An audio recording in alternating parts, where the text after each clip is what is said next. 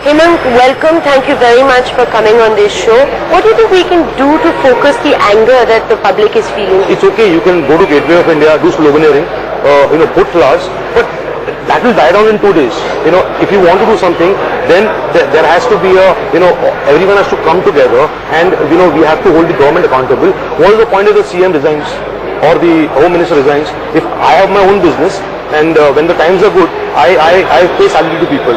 Times are bad. If I run away, what will people think? Unless until you don't get in the system, you don't change the system from within, and the youth especially, how many people vote here? How many of us vote? We've all done that, By this, do you also mean actually getting involved in politics? Yes. Like yes. people like you and me to actually get Yes. We need, we have to understand that politics is not as bad as it appears to be. It's a nice career. Look at it that way. If you look at it that way, you have passion for your city, for your country. How many politicians who rule this city are from the city? They are from rural areas. What do you know about Bombay? Yeah? So tell me one or two things like constructively that we can do immediately. No one has to do anything. You just say I'm clean.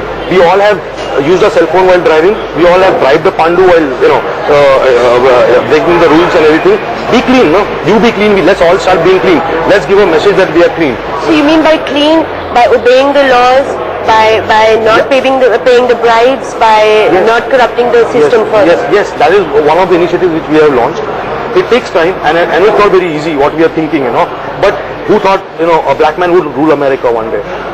I mean, we have to at least have, we have to be positive about things, Yes, we can. Yes, we can. Farhang, firstly, thank you for letting us set up our couch here. Pleasure is mine, no problem at all. You really epitomize the spirit of Bombay. Thank you. By just saying we're not going to be defeated and we're getting on with it. So tell me exactly where were you when the shootout took place? I was actually up in the bar. I was sitting and watching the cricket match. It just happened that it was a difference of only 2 to 3 minutes that I happened to go up, and then all of a sudden the first thing what I heard was a big explosion.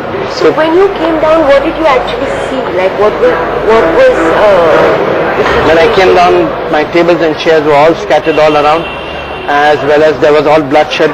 8 people died over here. And how did you find the courage? You opened almost 3-4 days after the whole attack. My staff, they came forward and they said, sir, now what? When are we going to start? And it was with their courage that we decided, okay, let's do it. Let's show it that Mumbai never stops. What can we do to avoid such attacks ever happening again? When police get certain information like this, they have to let the public know so that they can also be conscious, they can also be aware, they can also keep a watch so that they can bring it to the notice, because polices are not everywhere. It is we public who are all around the place, and that is how we will be able to give them information. Not only that, a police should have a special commando force, and this commando force should deal only with terrorist activities, about 200-300 officers, and that too they should be trained under the military. It is not under their own training. If they have something like that, with all the latest equipments, with all the latest gadgets, that is how we will be able to confront the terrorist people. As of yesterday's paper, they said they could not attack Churchgate is because they had so many police people around. That is why they were scared to attack. So this is the same thing. Simultaneously, all 5-star hotels which are there, like how international airports have got those X-ray machines where all the luggages are being scanned.